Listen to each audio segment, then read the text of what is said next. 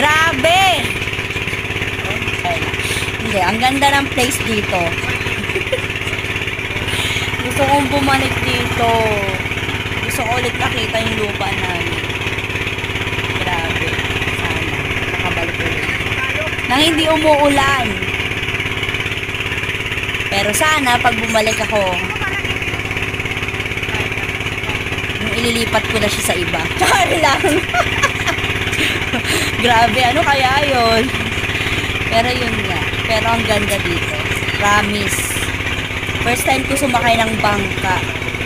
Parang may nagpupush din sa akin na sumakay ako para makita ko rin yung lupa namin kasi hindi ko pa yung alam papunta doon na nakasasakyan.